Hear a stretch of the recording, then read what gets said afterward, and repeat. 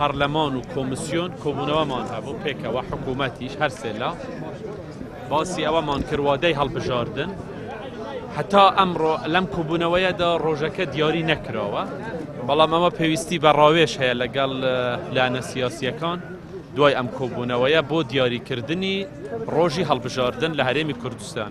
کۆمیسیۆن راپۆرتی خۆی پێشکەش کرد ئەو هەنگاوانەی کە هەتا ئێستا ئەوان ناویانە بۆ ئەو مەبەستە.